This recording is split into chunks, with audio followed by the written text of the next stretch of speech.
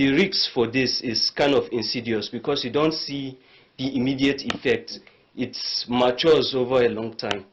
So the people are susceptible to air poisoning, where the air quality is bad and you keep on inhaling this thing within the number of years you live with it, you live there.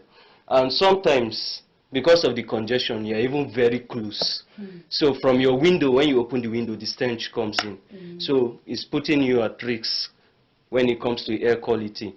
Let's talk about water. These sewage are usually, most times they are stagnant. It's even worse during the rainy season. Now, if you look at the description of this kind of environments, they are kind of congested and they don't have access to the pipe-borne water that most of us enjoy. They all depend on underground water. Now, in an environment where you have sewage and people depending on groundwater, what does that tell you? After a while, you will see that this sewage would seep into the underground water, and this is what people take, and they bathe with it, they ingest it, and so on. In some cases, you find out that a well is located just within 2 meters from a stagnant sewage. And then, when it's the rainy season, this sewage is being transported rapidly to different sources, so you don't even know where the end point is. Someone would be drinking it, someone will be using it for agriculture and so that's how it poisons the water bodies. Then lastly, let's talk about soil quality. That's another component from the environmental perspective. For the fact that you have sewage, what it's telling you is that the moisture content of the soil will be very, very high. I don't know if you notice building construction, you notice that they always do foundation with damp-proof course or damp-proof membrane. That's to prevent moisture content from going into the building. But if you look at the kind of houses developed in this area, you don't see anything like damp-proof course or damp-proof membrane. And then it begins to affect the housing. From there you see dampness and then cracking, and God forbid one day the building collapse on. So that's the way it can affect.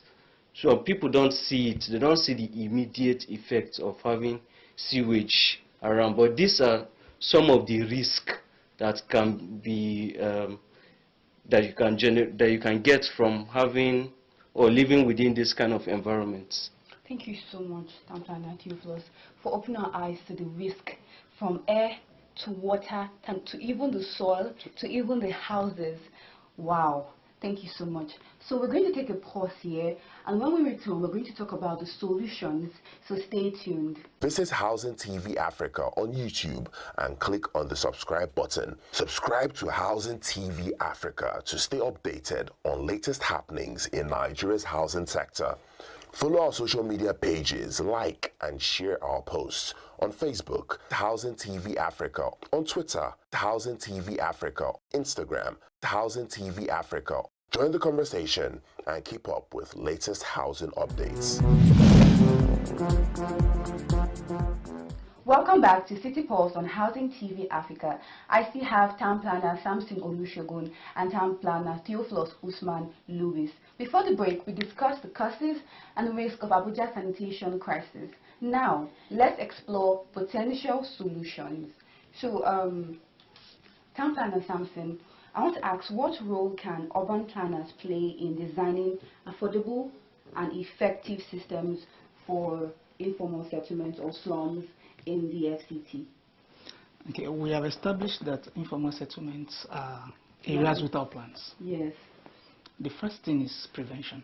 We shouldn't be in a situation where you have urban residents who do not have adequate housing and only have to resort to informal settlements. Currently, we are about 50% urban in Nigeria. The urban population is 50% of the total population. Wow. By 2050, it will be 70%. Now, the government knows this, urban planners know this. What do we need to do to ensure that before Nigeria grows to the level where 70% of its residents will be in cities, we need to plan to ensure that they are not having to stay in slums because we did not prepare adequately to house them in proper housing conditions. So the first thing, we need to prevent the proliferation of informal settlements in our cities. Now, for what is existing, we need to ensure that we do what we call urban regeneration. I don't want to call it urban renewal because it is mostly associated with demolitions. Urban regeneration is to help a city or an environment that is decaying to breathe life back into it. In cases where already the environment started with planlessness, the idea is to bring some form of sanity. Of course, you have to ensure that it is a participatory urban system where you call in these people who live in these slums. Let them understand what the challenge is, the risks that continuing in that direction poses to them, both the short and the long term, as my colleague has said, the air quality, the water quality, the soil quality, and how it affects their quality of life. Because housing is not just about the housing unit, it's about the entire environment in which that housing unit exists. So without a proper sewage system, this situation is going to continue. It is difficult to say, now start building new toilets. But the UN has some guidelines on how to improve these environments. First, ensure that you channel your drains. They might be, just ensure that they are not exposed. Control them in such a way that there's a system that at least empties out this wastewater. Wastewater including human waste, your domestic use, water and all of that. Ensure that there's a way to channel them out of your environment. That's the first step. The next step is, let's say, for areas where people don't even have toilet facilities, how about the government comes in or with some initiatives in order to reduce open defecation, provide public toilets in some of these areas. It will reduce open defecation because, yes, you can talk about the drains from individual houses, but open defecation you can't control because you don't decide where the person decides to, take a go. So you ensure that if you have public toilets, and of course subsidized, because in the environment it's mostly about the urban poor. So paying for some of these services, if they are too pricey, might be difficult. Your goal is to reduce sanitation issues, so you have to make it as affordable as possible. So provide public toilets, right? Now, aside that, we can also try to ensure that people don't have to live in slums. We talked about it earlier, plan for people. Yeah. But then, what is the policy on slums in Nigeria? For years, we've heard governments announce urban renewal programs. They come in, build one road, and urban renewal has been done. You have to improve these environments. You don't, at the moment, we have a housing deficit of about 28 million houses in Nigeria. Yeah. And that was some data about a year or two ago. You can't, at the moment, provide 28 million houses. The budget for this year for housing is a paltry sum of about, I think, 250 or 500 billion. Yeah. To break it down into the number of houses that can build, even with the Renewed Hope initiative, means that it will take us centuries to bridge the gap we currently have. So, but this is the housing these people have now. You can't talk about chasing them because there's no other option. So improve the current environment they're in. Bring in the facilities they need. Possibly with what we call integration. You can integrate some of these settlements, ensuring that they meet some criteria, ensure that they have access and all that, and grant title. It's been done in other parts of the world. And an interesting study, Habitat International did a study on Islam and saw that for every $1 the government invested, the residents invested $8. So for every one, it was a ratio of 1 to 8. So if the government brought in $1 to improve the environment, the people themselves brought in $8. And why? They had security of tenure. Because, as I said earlier, some people will build with the envisioning that in 5 years I might lose this. So I'm not going to build anything permanent because I know that, yes, I'm not having title to this land. So I have to build with the mindset that I might leave soon. They're ready. But when you know you have title, some people will by themselves bring down their houses. Everyone knows what is good. But sometimes you do what you can do. And the government has failed its citizens, the urban residents, by not providing for their housing. Now they have tried to help themselves. The only thing government can do is improve the current stock while it is finding ways to ensure that it doesn't continue the mistake it is making now. So first, what is the slum upgrade plan for Nigeria? Because we know that at least 70%, 60 to 70% of urban residents are not living in planned areas. They are living in slums. So if you have a majority of your population in urban areas living in slums, it tells you that there's a failure and something has to be done. So we are calling on government to ensure that there's a plan to eradicate slums. Countries have done it. Morocco has done it. I think Egypt has had large success to it. We can borrow from what they've done and improve our slums. Thank you so much, Town Planner Samson Olusegun, for that enlightening. You really elaborated on the possible solutions from the government to the people. Awareness is very important for the people, and the government needs to plan. Thank you so much. You're even getting to my next question. I wanted to ask Town Planner Theophilus about examples of countries that have tackled these same challenges, and he has already started mentioning some of the countries. So I would like for you to elaborate on that. So are there examples of cities, even in Nigeria or countries globally, that have tackled this crisis? And what lessons can the FCT and Abuja learn from these examples? Okay, thank you very much for that question. I would like to come at this question at the angle of mitigation. We already know that this sewage already exists within this settlement. It's something that is already happening. So is to explore the best options in ameliorating its effects now, to see that the risk is not blown out of proportion.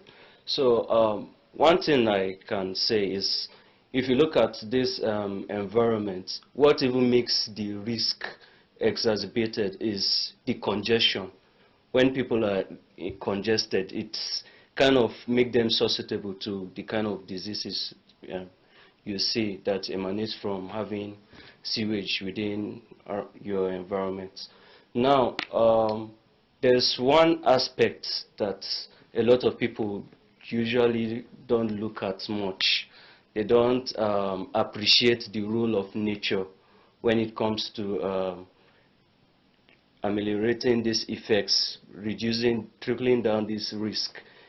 I saw a research in Indonesia of a similar environment. What they did was something I would like to call biophilic acupuncture. That is where you have an environment where there are no greenery, no trees, and you now maybe identify 1 or 2 species within every square meter or so to have a green. Having a plant or greenery within your environment does a lot. It's not just for ornamental value. It does so much in purifying. It serves as a natural diffuser. So that was what this research in Indonesia did. They found out that settlements like this were having improved air quality after trees have been planted and so. And let me give you an example. If you look at Nigeria now, you see the kind of settlements.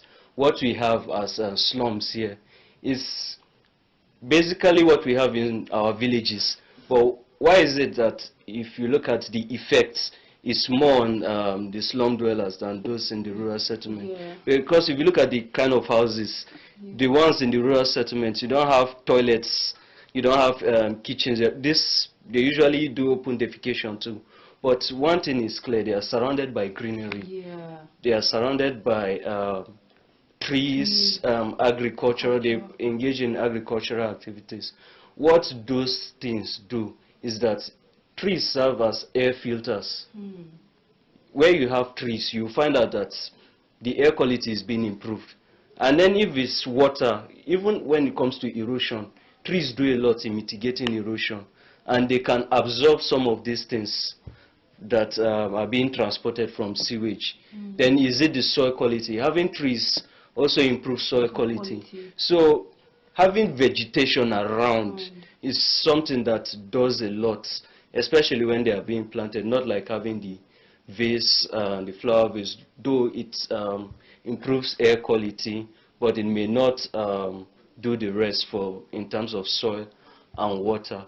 So this is something, this is a solution that a lot of people underestimate. Besides that, we are looking at even what it can do for climate, improving, it reduces heat, moderating temperature.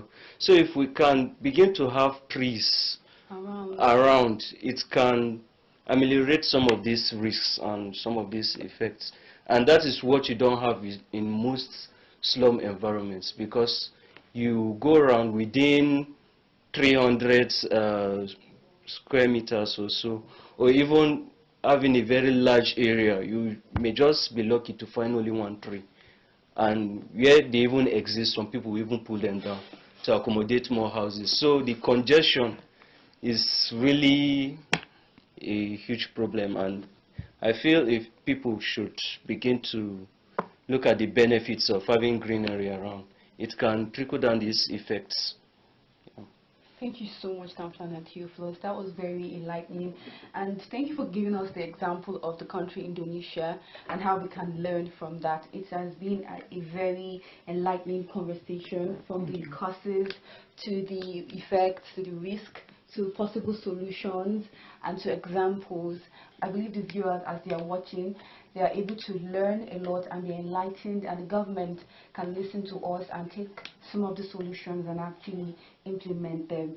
And that brings us to the end of today's episode of City Pulse. We've discussed the sanitation crisis in Abuja's informal settlements, the health risk it poses, and the role urban planning can play in resolving it. We hope this discussion has inspired you to advocate for better urban infrastructure in your communities. Now, here's a little thought to carry. The strength of any community lies in how it protects its most vulnerable members. Addressing issues like poor sewage systems in informal settlements is not just about solving a problem. It's about ensuring everyone has a fair shot at a healthy and dignified life. I am Obirabi Omubo. Thank you for watching. Do not forget to follow us on all social media platforms at Housing TV Africa and subscribe to our YouTube channel at Housing TV Africa. Bye for now.